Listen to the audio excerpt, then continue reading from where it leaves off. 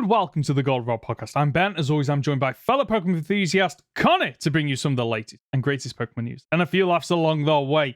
This week, we're discussing DNA's rebrand to Pokemon Card D Studio and what they might be developing. We're also breaking down 5 Kalos mysteries to be solved in Pokemon Legends Z to A. As always, you can jump to a topic using the timestamps in the description below. Welcome, Conor. How are we?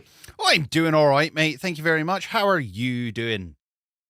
I'm not too bad. A little bit tired, but I'm going to power through. Okay, I'm excited to be, talking about Pokemon stuff with you. And the fact that we scrambled for content because we are officially in a dead zone for Pokemon news of the mainline games and most of the spin-offs, to be quite honest with you. I mean, if it's Pokemon TCG news you're after, well, we don't really cover that, but you are feasting right now. There's plenty of news on the website. But for everything else, not a lot going on. And yet, I think we've managed to find a topic that I'm really excited to talk about. Well, you say we found it. It was given to us by an audience member, really.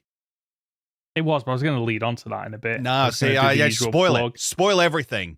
I was reading. Thanks, Tony. I was reading an article, or I lie. I was watching a video that referenced an article, talking about how spoilers actually can improve your viewing experience. So it was talking specifically about the idea of, next time on this show that you're watching and shows you what's coming up, or when it does previously on. And then you kind of know from what it's highlighted from the previous what this episode is going to be about, because it will reference that one guy from 6 episodes ago that you had completely forgotten about, but now you know they're going to be important. So when they show up, you're like, oh, right, there they are. Yeah, I knew they were coming. You would think that actually kind of ruins your experience of it, because everybody's always like, no, spoilers, la, la, la, la, la, la. But apparently, studies show otherwise. Studies show that if you have, so they did it. They had a book, and a bunch of people read the book just normally. They had the book. They read it front to back, and then other people had the book, and the front page told them exactly what was going to happen. And those people enjoyed their experience with it more. Tended to. Interesting. Okay. So, yeah. Spoilers. There you go. Do you think that's potentially because there is media, books, games, films where I'm sure you've had it before where they're like, no, just wait till episode 7, it gets really good. Yeah. And for a lot of people, if they don't have that kind of spoiler, then they maybe might not stick it through. But if they're told up front, by the way, episode 7, this happens, it's massive. Suddenly, for some people, they might go, "Yeah, I'm all in based on that point." And I think it depends on the person, because for some people, I'd imagine they enjoy the spoilers because they like to, because then they've kind of, I know where the end is, and now I can figure out the plot points as we go along, and that like it gives them that high of problem solving, or whatever they enjoy about like putting pieces together. So the way I see it is, if spoilers were that big of an issue, we'd never rewatch anything. We'd never repeat media, because we'd never have that first experience again if spoilers were all that mattered. So there must be some value in rewatching or replaying or rereading some form of media. And I think, so I asked this years and years ago of somebody and said, like, why are games inherently more replayable than maybe films are rewatchable? And it's like, well, games are, you are experiencing it each time. You are putting input into it. But they brought up the point that, especially with a mystery, you talk about a mystery movie. The first time you're sat there, you're trying to work it out. You're there on the detective side going, okay, I'm kind of picking up on that clue. I'm kind of picking on that clue. And then you get the big reveal at the end and your mind is blown. The second time, you know where it's going. You know what the twist is. You know the answer. Now you're picking up on all the clues you missed the first time round, and it's a whole different experience rewatching it. So there are, I don't think spoilers are the be all and end all, but I do think there's something to be said for that initial first-hand blind experience. I agree. I'm the kind of person that I do enjoy replaying games or rewatching films, and rereading books is a new thing for me. And it's only this one particular author, and if my wife ever listens to this, she'd be sick of his name because I'm constantly talking about him. But it's Brandon Sanderson who does a lot of the Cosmere novels, and the books are fantastic. Really enjoy them, but they have such rereadability because there are so many things that when you read it back, knowing where the trilogy or the 5-book saga goes, that you're like, oh, he literally told us in the first 3 chapters where this story was going, and yet we didn't pick up on it because why would you? Why would you pick up on it? You just wouldn't, because you're going into this fresh, you're going into this blind, you don't know what's coming. And it really does reward you for a second read through, and I'm sure it's the same for video games and movies, where you can experience it in a new way. Like you were touching on about like the murder mystery like films. I think it works for most things. It's like Marvel films. Like now that you know where it all ends in phase 3, you get a bit more enjoyability out of some of the poorer films in phases 1, 2, and 3, because you can go, okay, right, I see that this is part of a bigger puzzle, and therefore you can appreciate it a lot more. I love the fact that you said it all ends in phase 3, because you're right, it's done. We finished, right? Marvel's done. I think everybody can agree. It had its time. End war happened. Maybe we'll give like the Spider-Man follow-ups, but that's it. We're done. we are done talking about Marvel, because this is a Pokemon podcast. Let us jump into the first topic of this week, as we are talking about the Pokemon Company and DNA. I've got written down here, forming a new subsidiary. That was the headline. It's not. It's a rebrand. So DNA, one of the biggest mobile gaming companies, apparently, you can tell I've lifted this from somewhere, also known for Pokemon Masters EX, has made an announcement that they are now formally their subsidiary, formerly DNA Digital Production, is now called Pokemon Card D Studio.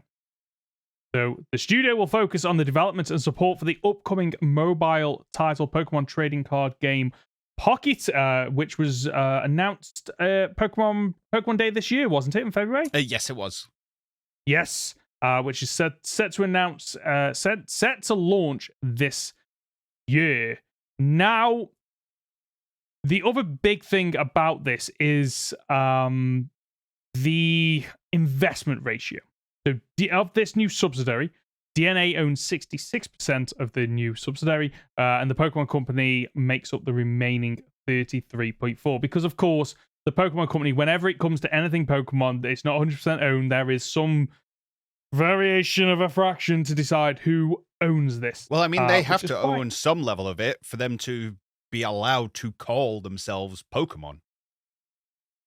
Is that how it works? Well, if you think about it that way, so the Pokemon Company owns the Pokemon trademark.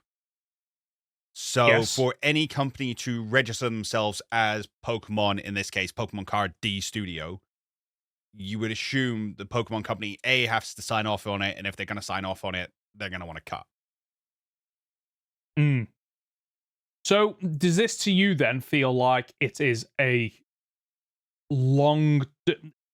the Pokemon Company have long-term ambitions with this game?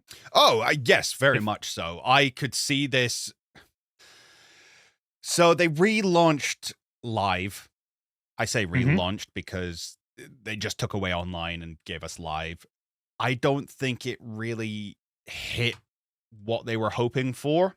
It didn't really crack into the arena market the same way as something like Duel Links did, or MTG Arena, or Hearthstone way back in the day. Mm.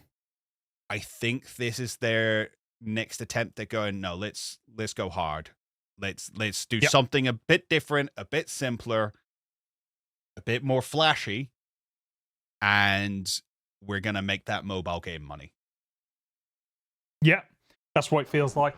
Really does, because I have seen nothing about this being on anything but mobile, which makes me think that is a deliberate decision, so it isn't, because people can still then enjoy live on their desktop or on mobile if they choose to, but it is almost that separation of, no, you're still going to have your toy and be able to play with it over here, but there's this new shiny thing down here that you can play with.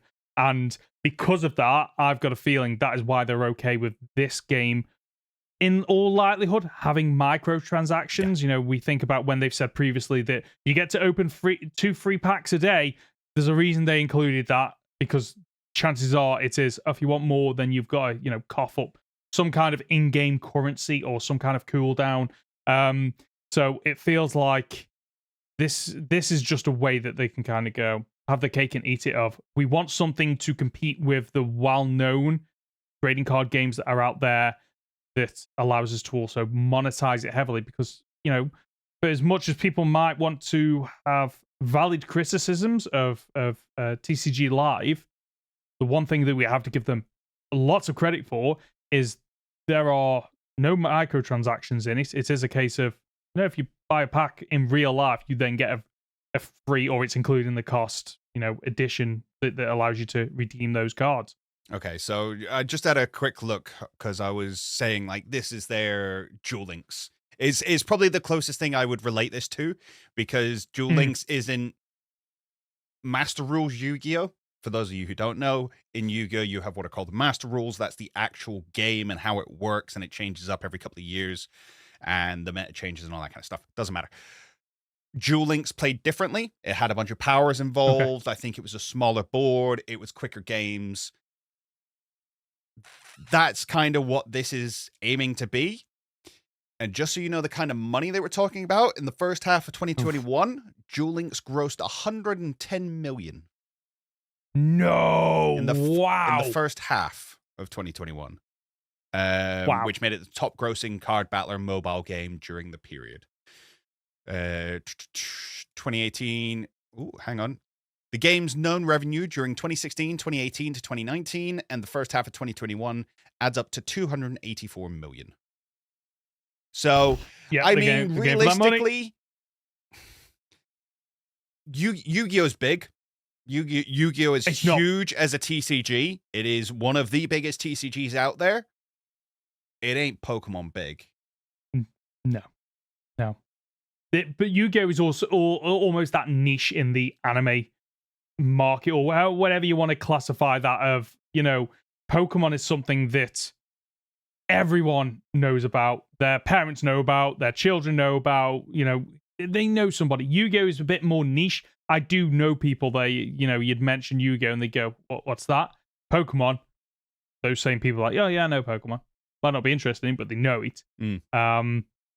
Like, this is going to probably be, you know, one of the top loaded games on most app stores once it releases. It's not surprising, especially because they'll likely do what they do for Pokemon Masters EX. So Pokemon Masters EX, for those who don't know, is a Pokemon team game where you have 3 Pokemon battling a mixture of other opponents. For the most part, it is single player. However, it's built in the traditional microtransaction model of when you load up that game and you start playing, it throws so much free stuff at you and so much in-game currency that it keeps you on board for a while. And then I think almost that, you know, that sunk cost fallacy kicks in of, oh, I've got all these characters and I played all this time. I don't now want to stop playing it. And it keeps you in that loop of, oh yeah, every month, yeah, I've got a little bit of cash from payday. I'll buy some new you know, whatever the in-game currency is. This is probably what they're aiming towards with this. Can't blame them for doing it. It's a company. It's got to make money.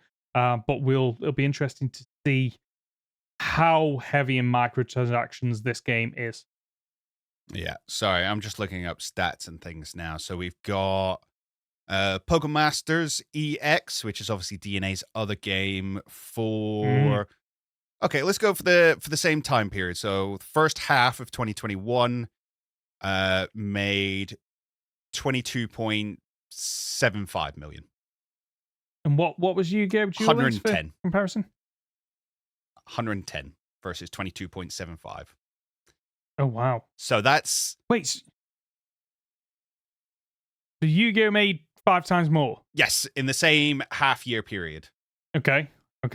But they are different styles of games, though. They are. You have to remember that. Now, for context as well, I believe in 2021, Pokemon Go in that first half of a year earned like 435 million. Yeah. So, but that's when Pokemon Go was really, really good to their players. They have dropped off a fair bit since then. But yeah, I think that's kind of, who do you know who plays EX? I mean, you do occasionally. No, not anymore. Not anymore. But so they're still making money. And the thing with EX is I was an endgame player, so I'd gotten to the point where all the content in the game I'd beaten. I'd unlocked all or most of the top tier sync pairs, other than those that were on rotation and you couldn't get because they hadn't been in rotation for a couple of months or years. And like, it's at that point there is like, not that I spent, I think I probably spent about £5 in total on that game. But if you were like me and you were at that end point, there wasn't really anything to spend money on, because the new sync pairs that were released, you'd look at and go, is this going to be better than what I've got? No, probably not. So I'm not even going to bother spending my in-game currency that you used to get for free. And you just wait until a sync pair came up that you're like, oh no, I want this one. Whereas, Pokemon Go is a bit different because you're constantly chasing that meta of new Pokemon being released. You want to make sure you've got enough egg incubators to get the latest, Pokemon, or make sure you've got enough raid passes to continually go after raid Pokemon to make sure you've got the best stats for it. So there is a difference there as well, because Pokemon Masters EX didn't really have an online multiplayer element, whereas Pokemon Masters has a big version of that at tournaments as well. Yeah.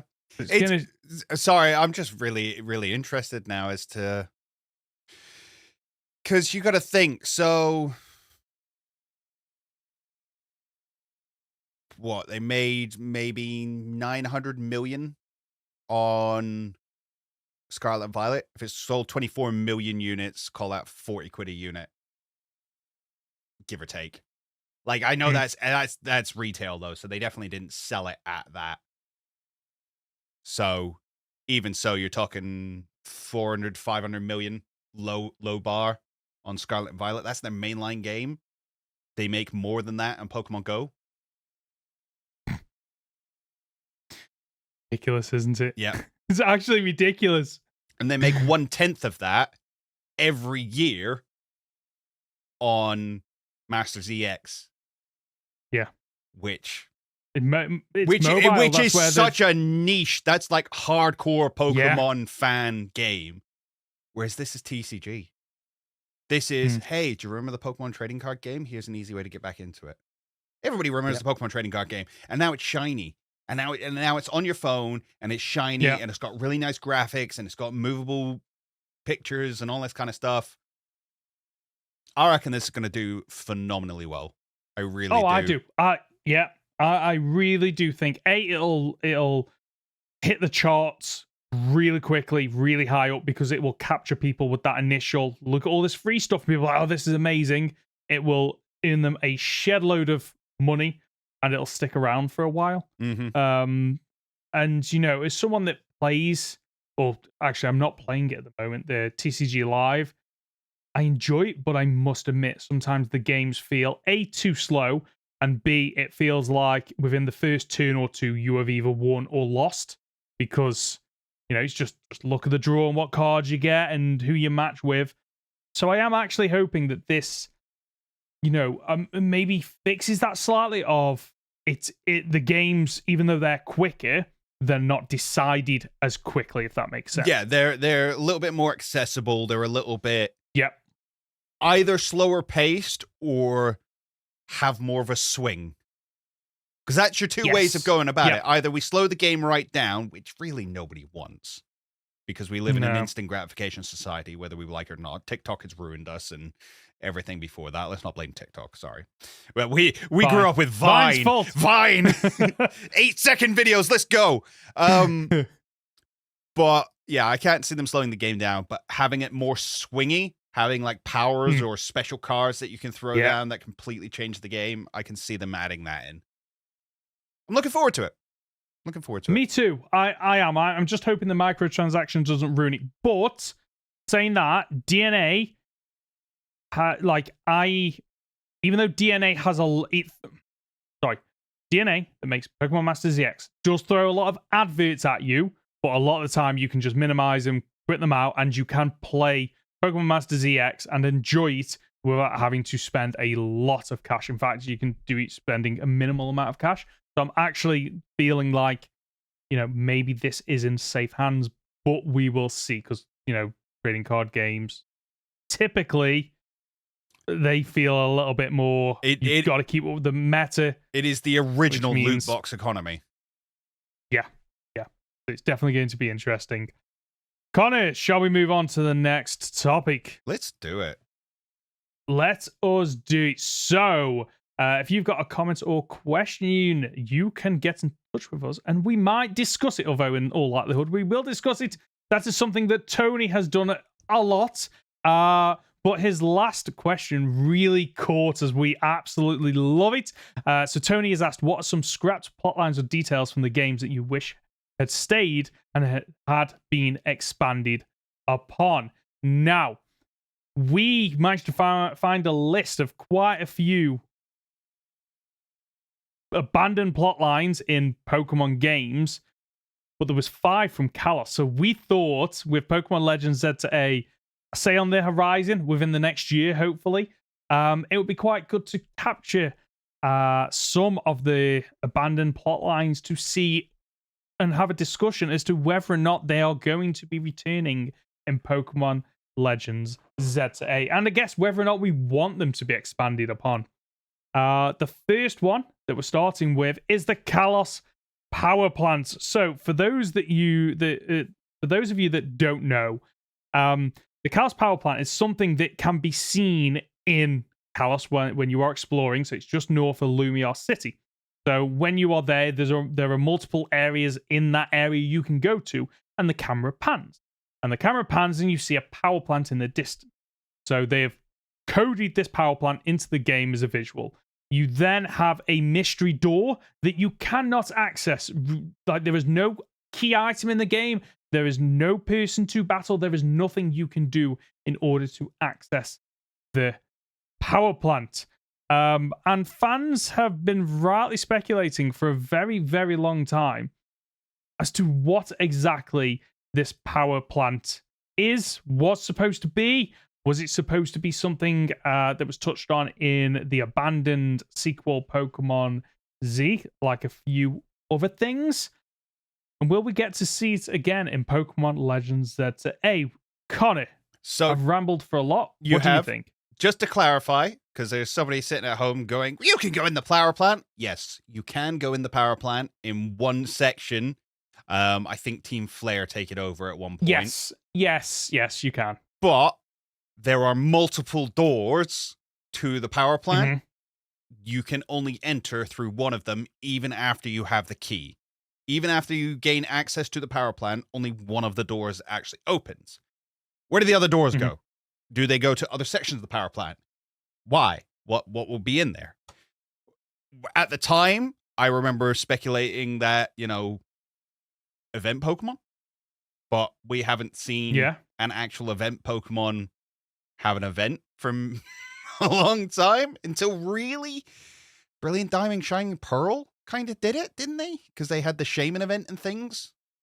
They did, yes. So that's the closest we've got, but in X and Y, we were just given Magearna. We were just given Zeraora. Big sad. Yeah. So I could have quite easily seen something to do with Zeraora in there. Because it's Plasma Fists and the big electric cat. I could have seen that working. Yes. Yeah. Will we see it again in Z2A? Yes, almost certainly. If we are building Lumio City, yes, Lumio City is going to need power. And I can quite easily see this being a case of, okay, go in and clear out all the electric Pokemon that this thing is attracted. Or maybe you're helping to dig out the area where these tunnels are that lead to the power plant. The thing is, it's very hard to speculate as to how it will show up in Z2A because we really don't know what Z2A is going to be yet. But we don't. I sincerely hope that we will see the power plant again because it's so odd. You're running around in the desert trying not to get stopped by a bunch of Dugtrio. And you just walk up to these doors and it's like, the power plant off in the distance. This door seems to be locked. Why is it there? Yeah. Why even include it? You only need one. You only need one. Yeah. Which makes me think yes, it is an abandoned plotline, but I think it was just a case of development time.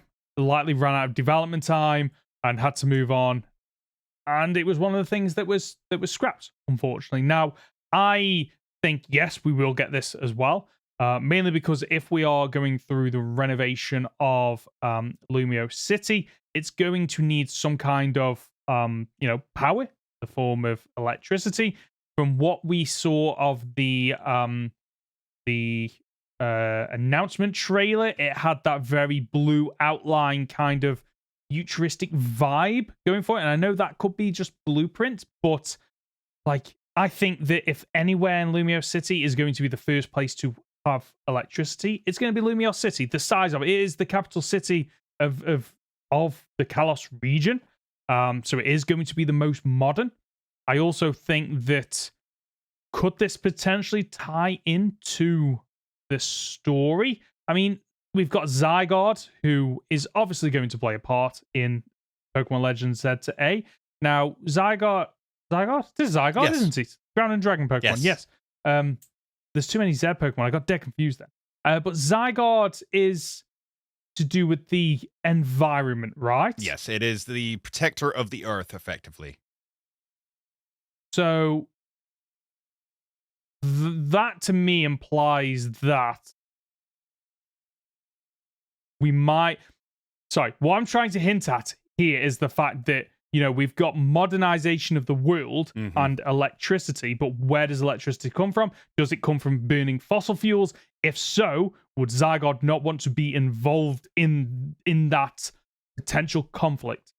So, if we're going to speculate on what Z2A is going to be about, I think Legends, one of the new implementations from Legends that I'd like to see them carry over is the Alpha Pokemon.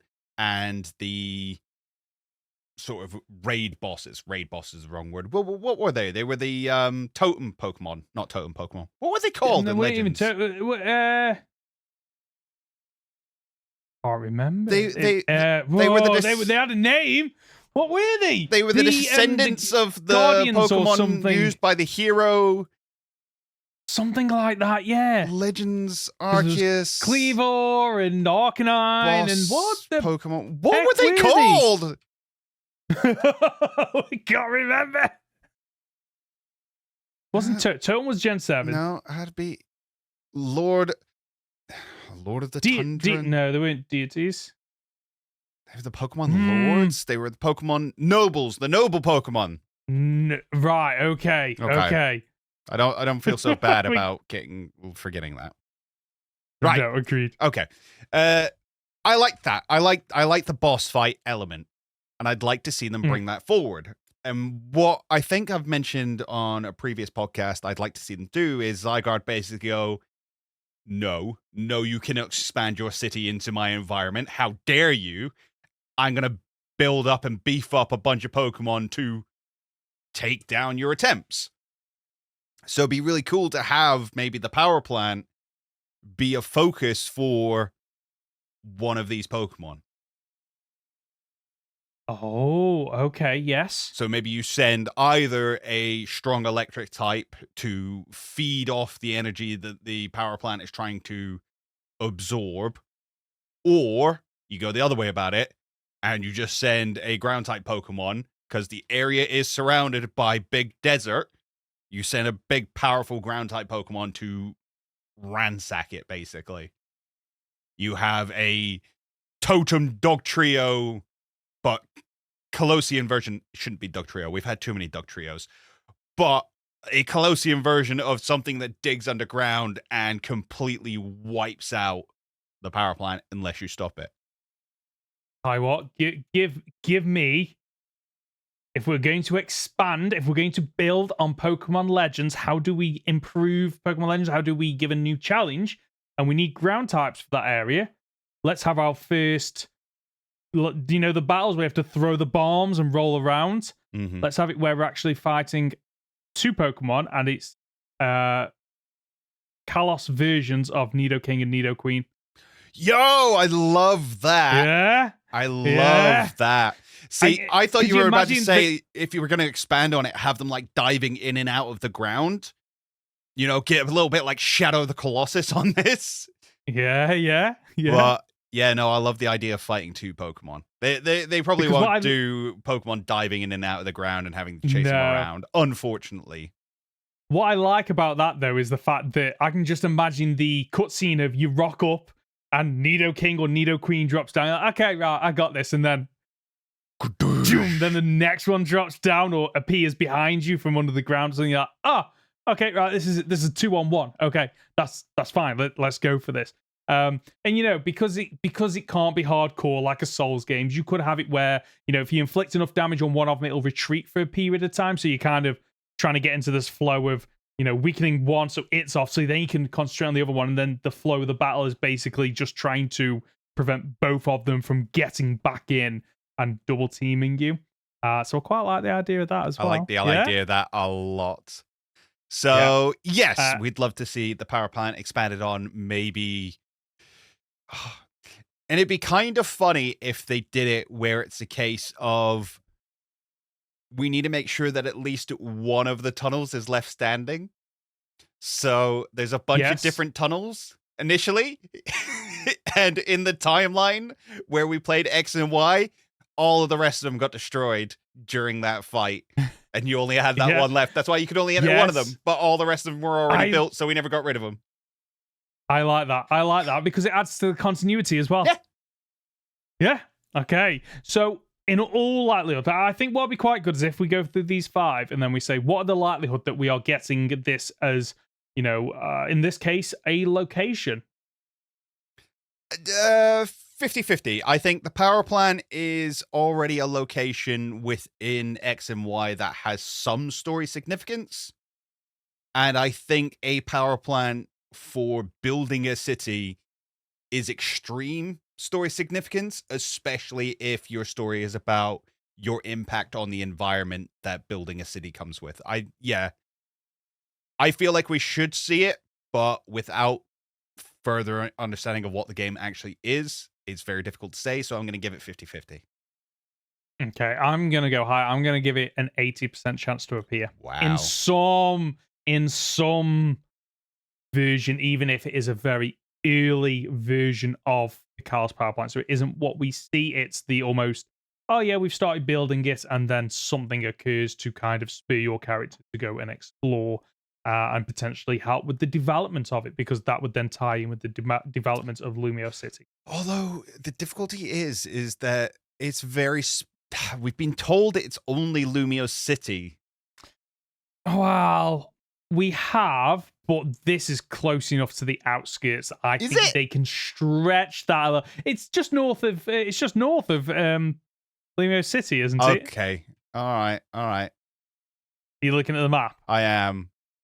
Okay. No, it is closer than the next town over. It's halfway across our route. I'll take it. Yeah.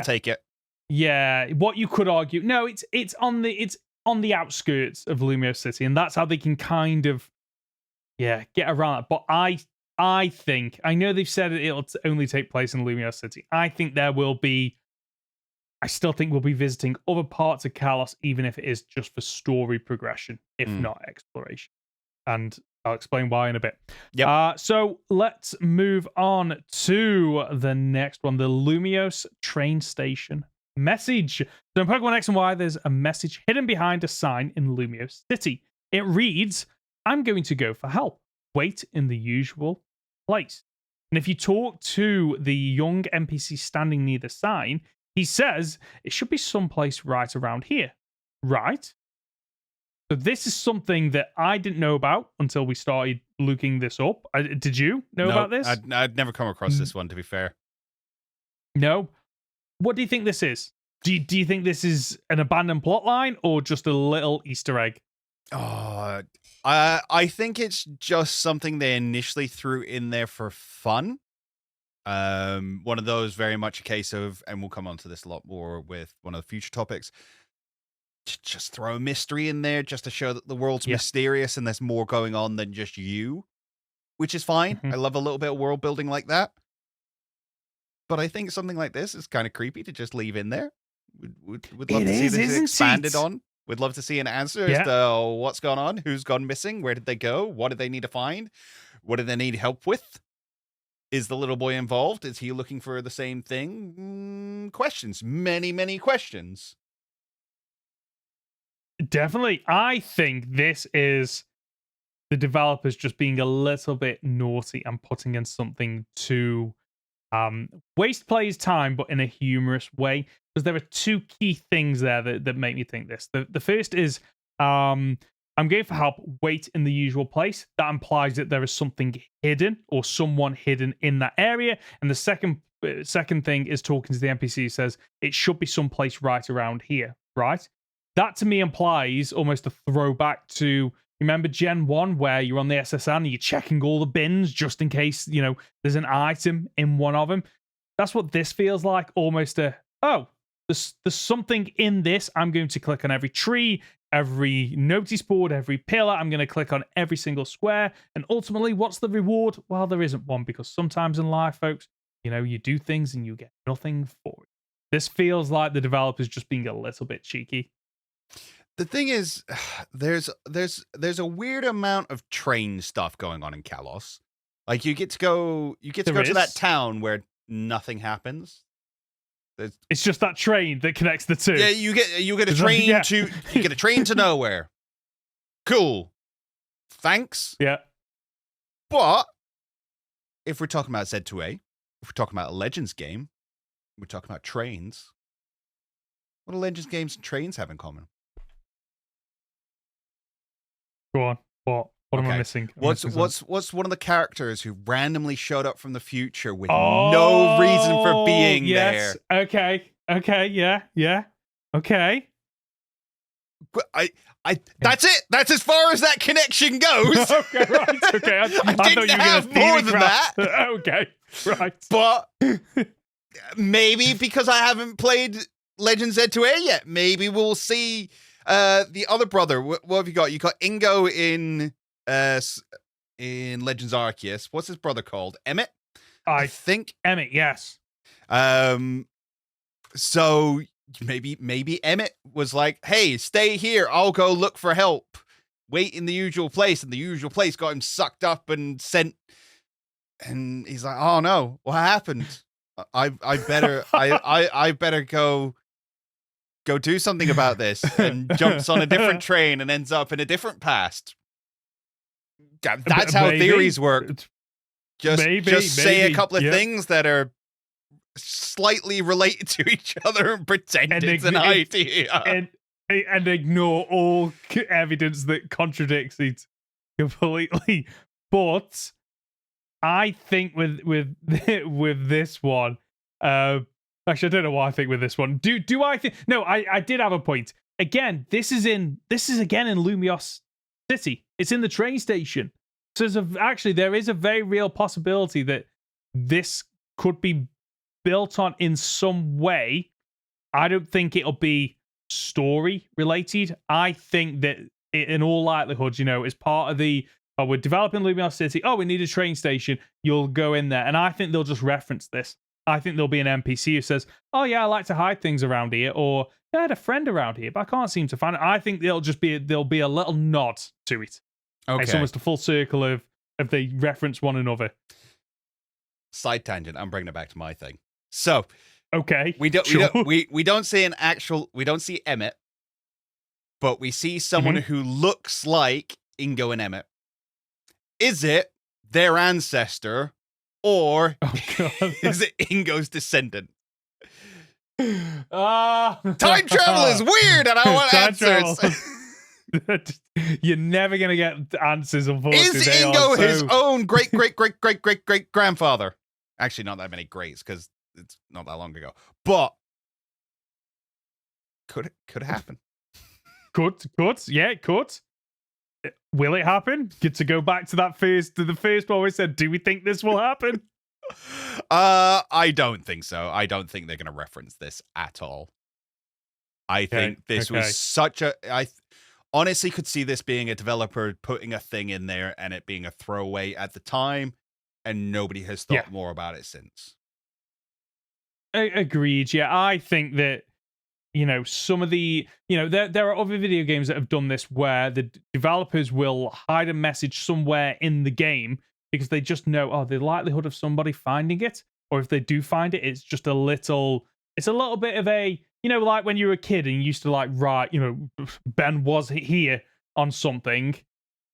Like this is basically the gaming equivalent of that, of oh yeah, I'm going to just put my stamp on this game.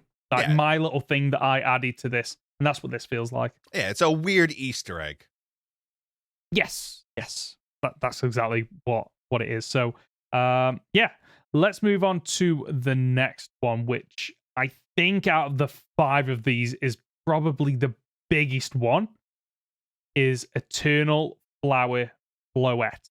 Now, if on the odd chance you have no idea what this is, because I only found out about this a couple of years ago playing a randomized version of X and Y, which allowed this Pokemon to be catchable, because up until it's still never been released, has it? Nope. It's in the game code of X and Y, but outside of that, you cannot legally obtain this Pokemon. So even in X and Y, you can't legally obtain it. No, you can't. Like it's just one of those rare things where it's coded into the game, and yet there's nothing you can do. Not only is it coded into the game, it has its own signature move. Light of Ruin, is that the one it has? Yeah. Like has any Pokemon had Light of Ruin since? No, it's a signature move of a Pokemon that was never released. That's bizarre in itself, isn't it? So theoretically, we were supposed to get it as a event Pokemon at some point. Potentially. But we never did. Maybe it was supposed to be explored more in Pokemon Z, but it never came out. But again, we didn't have full form Zygarde in X and Y. We didn't get that till Sun and Moon, which means it's more likely that it was an event rather than... Yeah, because they weren't all the event Pokemon were in the game at the time. That's why we knew about Zeraora and Magearna so early. It's an odd one. It is an odd one because not only as it's... So for those who don't know, this is AZ's Floette that returns to him in the very last cutscene of when you complete the game. And it has a completely unique color palette compared to the other Floettes. So you can't get that. It has different base stats. I don't know if you knew this. It doesn't have a Floette's normal base stats. It is basically on par with Florges. And like you say, it also has its own unique moves. So that's 3 unique things about this Pokemon. And I assume it can't evolve either. I don't think it can, I'm pretty sure when I've had it before, it can't evolve. But don't quote me on that, but I'm pretty sure it can't. I know I've had it in Radical Red, and it couldn't evolve in that, but Radical Red isn't. That's different. I can see Conor is furiously trying to find out if it Eternal can evolve. Floette has higher stats, cannot evolve or breed, and learns Light of Ruin at level 50. There you go. There you go. There you go. So, do we think that this is in the game? Because surely if this is in Pokemon Legends Z to A, then AZ has to be in it too, right? Because they are so linked, intrinsically linked. But then saying that, like, Floette isn't reunited with AZ until the very end of X and Y. This takes place, and as far as I'm aware, they haven't had contact for 3,000 years, right? No. It basically went, you killed a whole bunch of Pokemon. Bye. And left him for 3,000 years. So, yes, I think AZ will be in Z2A. I think it would be a massive mistake not to have him at least wandering around and be an NPC at some point. Whether he will be drastically tied into the story of the game is yet to be seen. I think I'd prefer him to be more of a side character than an integral part of the story, because we've already kind of explored AZ's story. But we know he's out there. Much in the same way as we know AZ's Floette is out there and has been alive for 3,000 years. And it, in a similar way to in Legends Arceus, so we have Kogita, who has been theoretically alive for generations, has a legendary Pokemon that she basically goes, yeah, you can have it for now. At some point, it'll leave you because this thing is eternal and you are not, and it will go about its doing its thing. You are its keeper for the time being. And I think that's the kind of relationship we'll have with AZ's Floette of, yes, you can catch it. Yes, you can add it to the Pokedex. It'll have its own slot within the Pokedex. Probably. And you'll be able to use it in battle and things like that, on the understanding of it's yours for now. At some point, your character will either release it or will die and it will be free. I agree with you. I don't, because if they want, I don't think you can have AZ without Floette or Floette without AZ because you're not telling a full story then, because they are so intrinsically linked. But what the storytellers have got to play around with is that typical thing of, well, we know where this ends, so we can't actually have them meet up. There's got to be a way that you kind of make it so that you know their stories and how they fit together, but they can't ever actually meet. And I think that the way you potentially do that is, like you say, AZ isn't a main character. He is a side story that you can optionally do to find out a bit more about AZ, but it isn't relevant to the story. And I think the way that you introduce Floette is almost, you hear all of AZ's story, but then AZ vanishes from the story. He goes wandering off. You then can have the capture the Floette or use the Floette without it impacting on the story, because by that point AZ's gone. There's no way to get to AZ, so there isn't any of that kind of, you're going and talking to him and he's like, that's mine. Yeah, I can see Floette. Exactly. I can see AZ's Floette being, like when you go and capture all the mythical Pokemon at the end of the game and you do all the little mini quests. I can see it being one of those. And as you say, part of that quest will be a case of, the giant in the hills has heard stories of a Pokemon or tells stories of a Pokemon, and maybe you've seen him once or twice throughout the game.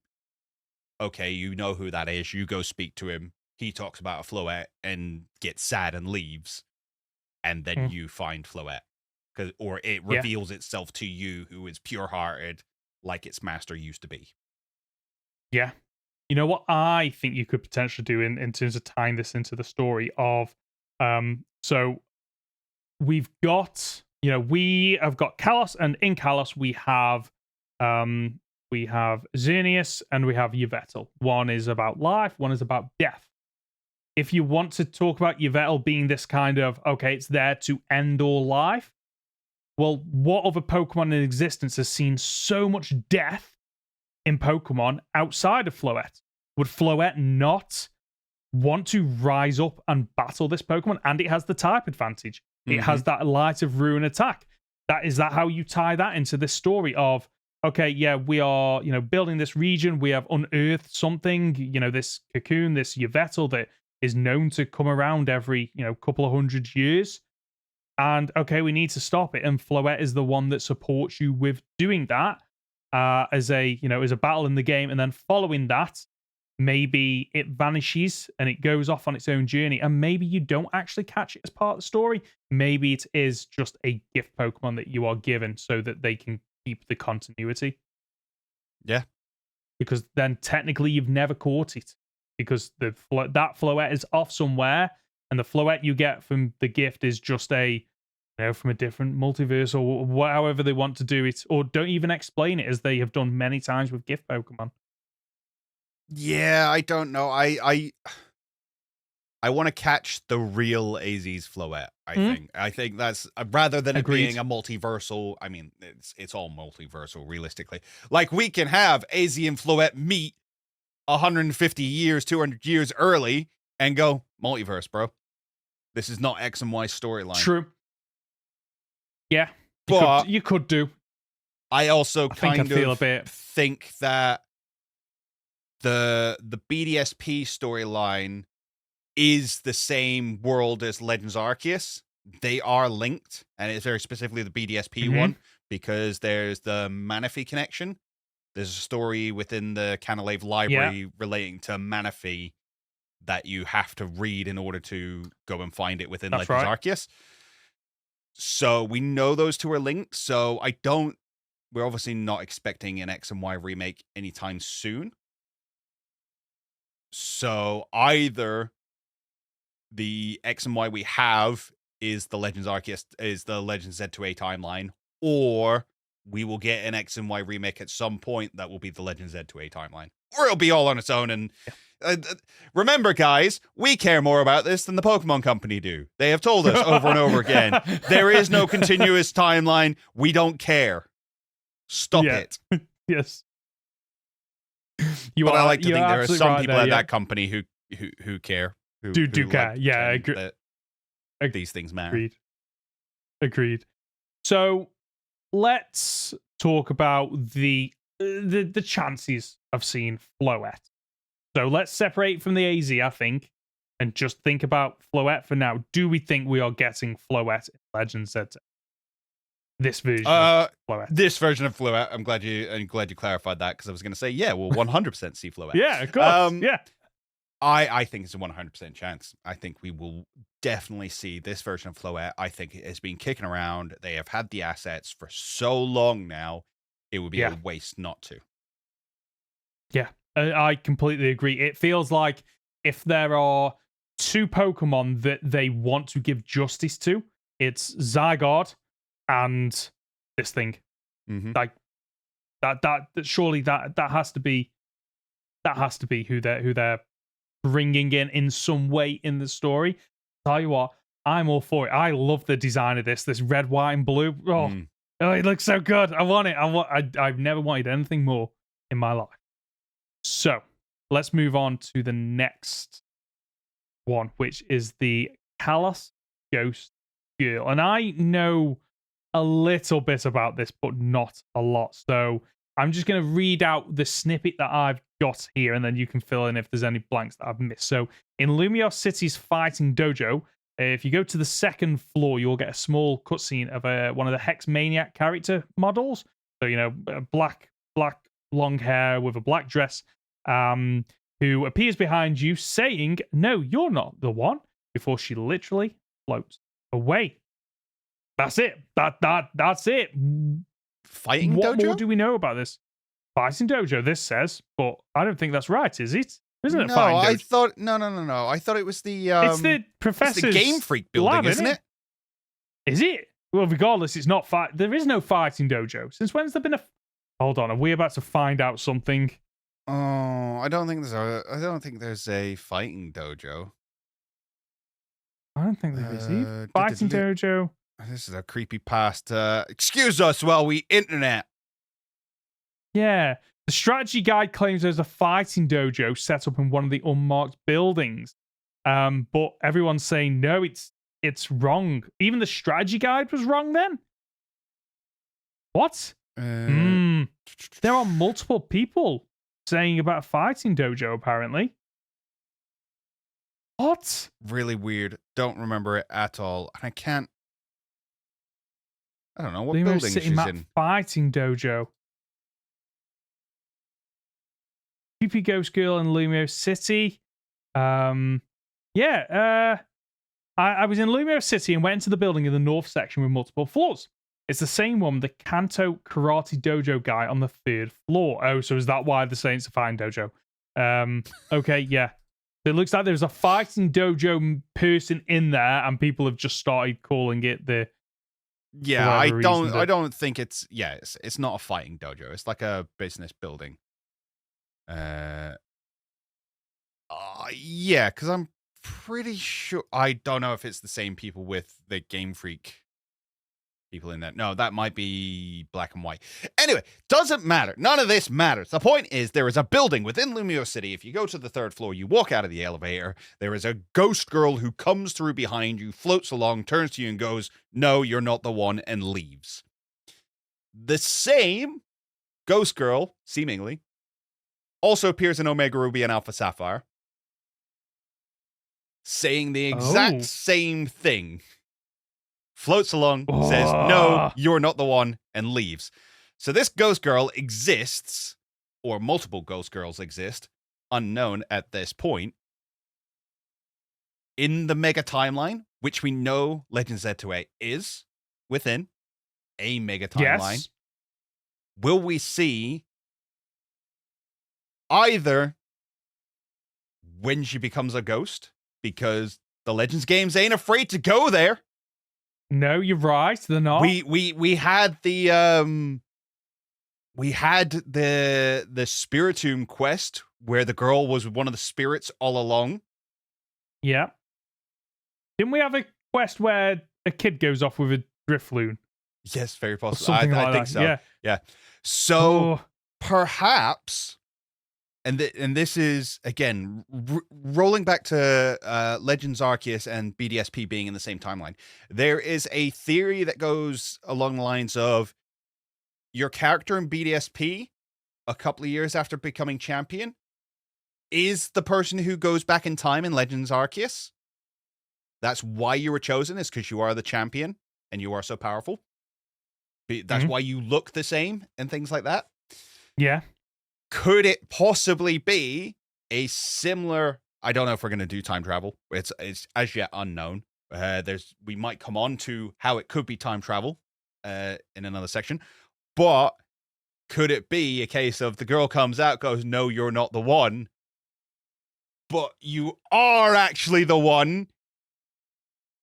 If it's back in time though, and you're older, would she not have found you already? But if she is a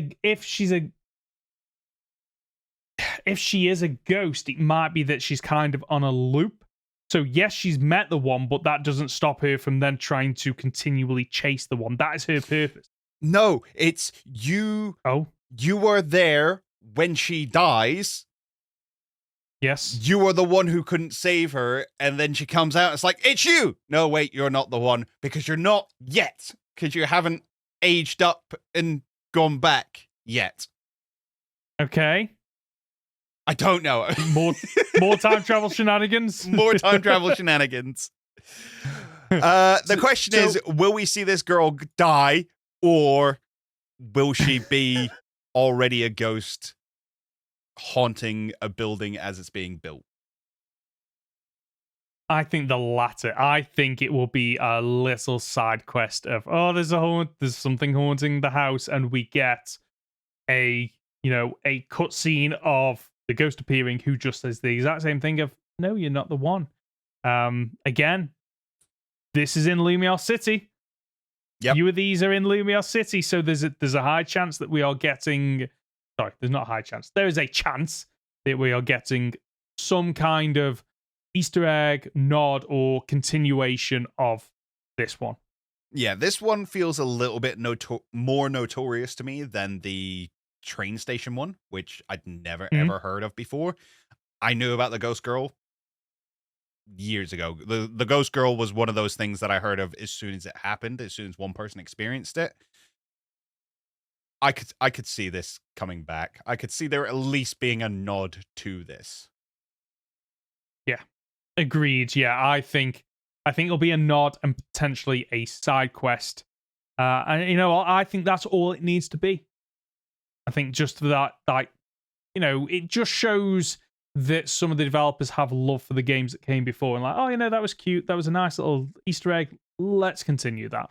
See, this is the thing as well. I love the idea that the Legends format, because it has hundreds of side quests or 100 side quests for you to do, and they're all interacting with people and having these mini stories. That's where you can flesh these things out and you can have these little nods. Yeah, and I think it works as well. I can see myself, you know, when this game comes out and doing it, and you know, you talk to somebody, oh, saw some weird things in that building, and it pops up like, you know, quest 94 or whatever, you know, an eerie ghost or something. I'm like, oh, this is it. This is what I've been waiting for. And I've gone from, you know, a little bit of Pokemon lore that I'd heard about but wasn't that fussed about, to suddenly, I'm interested in this. I want to know more. Because it just works with that format as a nice little side quest. Like you say. Yeah, I'm on board with this. I think we'll get something, and I'm looking forward to it. What's the next one?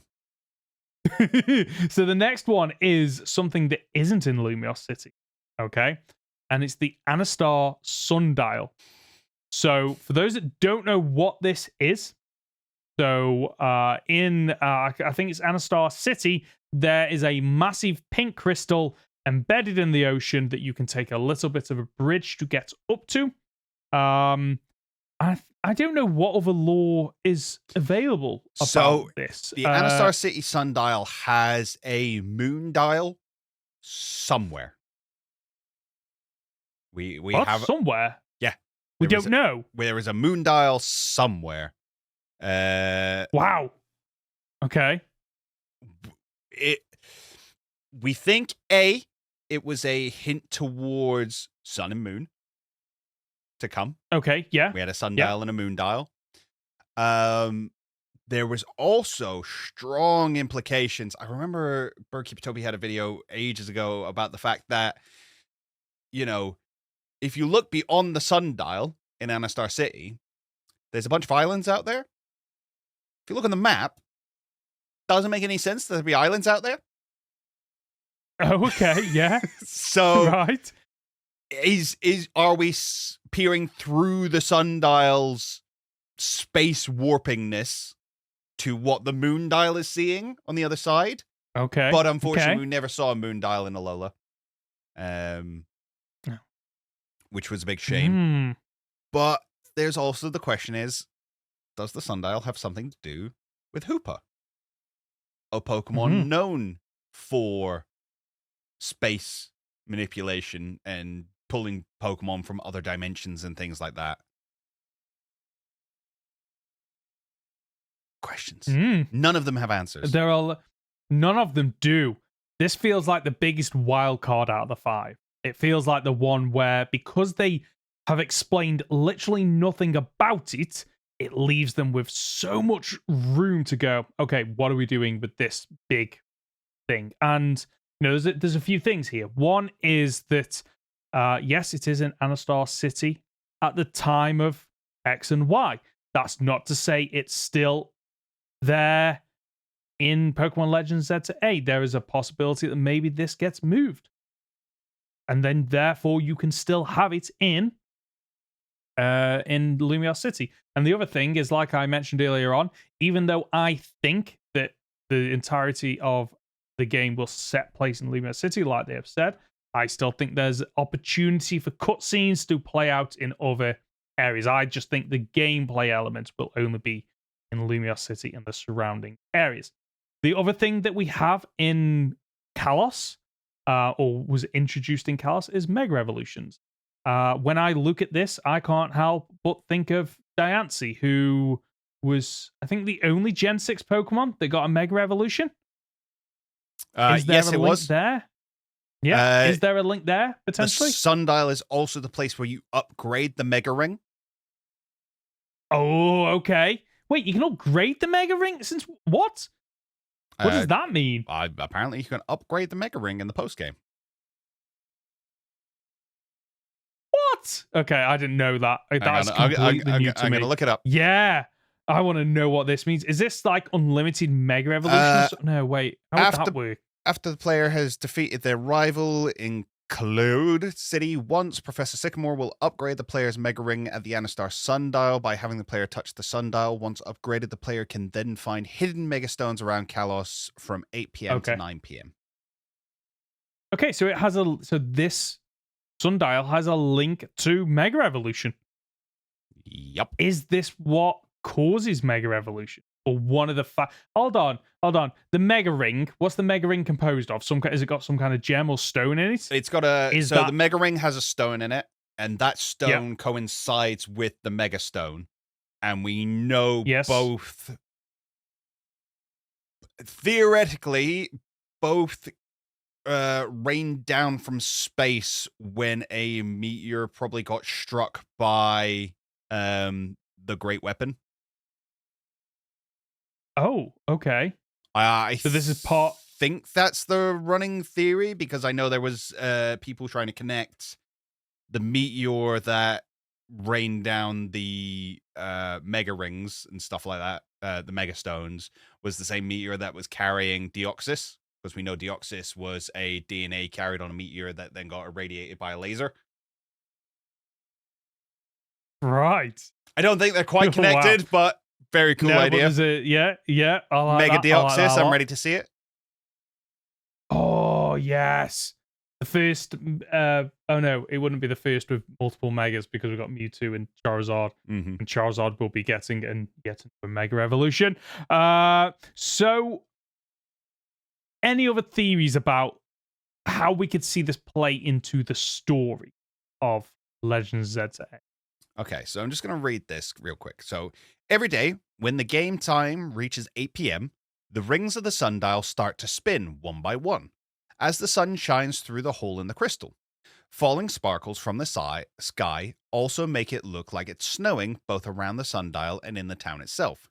The sparkles stop after 10 minutes, and the rings themselves stop spinning one by one just after 9 p.m. In the post-game, you defeat your opponent. And then they upgrade the Mega Ring. He tells the player to touch Sundial with the Mega Ring. After doing so, he reveals that the Mega Ring will now resonate with Mega Stones that are underground. He explains that those Mega Stones can only be found while the Sundial is active between 8 and 9 p.m. So, what is it? Where did it come from? Why do it exist? What do, fam? It's definitely 100% connected to Mega Evolution. I think it would be a mistake not to include something about the Sundial, even if we've got to have a go elsewhere. You got to leave the city for this one, or as you said, maybe it was originally in Lumios City and was later taken to Anistar City. I kind of feel like, given the size of it, it does kind of look like it collided with the land and it's just stuck there. But maybe it was forged. I mean, it is a sundial. Perhaps. So maybe it was actually forged. Maybe.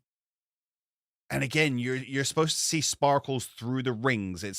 So this is it. You've got gold spinning rings. Hoopa. You've got the big pink crystal is Dianci. And it it functioning as some form of clock or functioning with the time, clockwork, Magearna. It has elements of all the X and Y mythicals. Which, if this is anything like Legends, we should be able to catch. We should be able to catch all the X and Y mythicals. Yeah. So this has to be included, and we have to know more about it. I'm sure there was a mention of a moon dial. I'm gonna double check this. Okay. City moon dial. Come on. Gotta be something, right?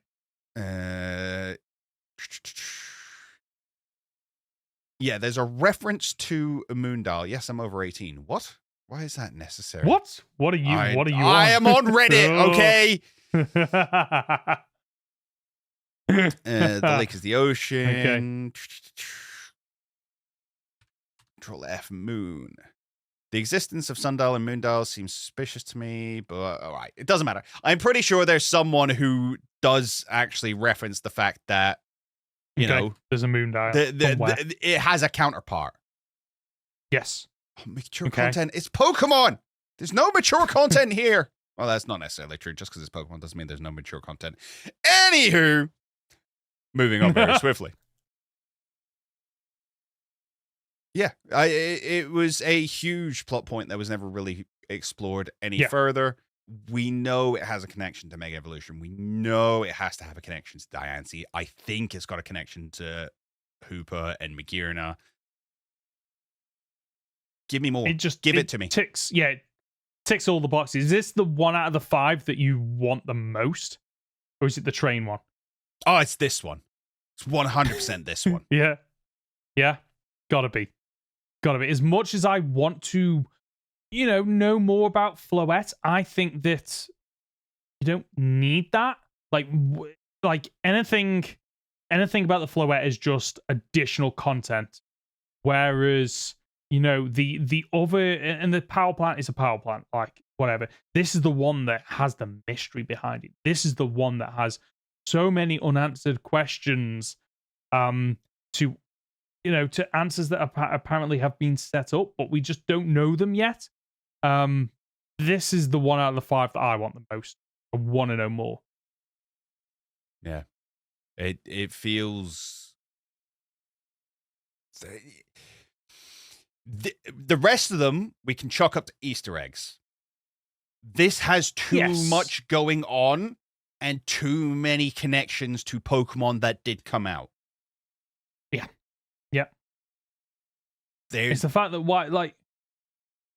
we didn't get any more on Dianci. I was really, really hoping for something. Give me some answers about Dianci. Why does Dianci exist? Why does a Carbink suddenly evolve into Dianci? And without actually evolving, I mean it just metamorphosized into a Dianci. And then can Mega Evolve. Why is it the only Gen 6 Pokemon that can Mega Evolve? It's as like I say, it has so many unresolved mysteries about it that I think it has to be in Legends ZA. And I think for me, it's the fact that it's not, well, I know you mentioned about it being forged, but like this thing does not look man-made. No. So, like, where did it come from? What's it doing? Why is it here? I want to find out more. Conor, I think that brings us to the end of the podcast. Is there anything else you want to touch on before we depart? No, I think that about covers it. I am once again looking forward to Legends Z2A. Which is going to be annoying every time we talk about it, because I'm like, oh yeah, I'm really hyped for oh, it's still a year away. Oh. Yeah. I'm glad it is. Yes. Doesn't mean I want it now. I want it now. Yeah. I mean, we say it's a year out. We actually don't know when it's going to be released. We just know it's 2025, right? True. That's all we know. We could still be a year and a half out, if they stick with a November release date. Again, a little bit annoyed by it, but it's probably for the best. We asked for it. We literally asked for it. Yeah. We can't be mad that they're going, okay, yeah, the fans want something a little bit more. And it's fine. We'll have a new card game to play all the way up until then. So an addictive card game. That's the show for this week. If you've gotten this far, you're just a top dollar, aren't you? Before you go, we'd really appreciate it if you could leave a review on the podcast platform of your choice. And if you're watching on YouTube, then please leave a like and subscribe if you're not already subscribed. If you've got a comment or question, you can reach us by leaving a comment on our podcast on YouTube, by emailing goldenrodpod@gmail.com, by leaving it on our Discord channel, or by using the hashtag goldenrodpod on Twitter. Connor, where can we find you? You can find me on my YouTube channel at Captain Fidget, or on Twitter at CapFidget. I'm Ben. You can find me as Professor Hoenn Gaming on YouTube and Professor Hoenn on Twitter. We'll be back next Friday for another week of Pokemon podcast content. See ya!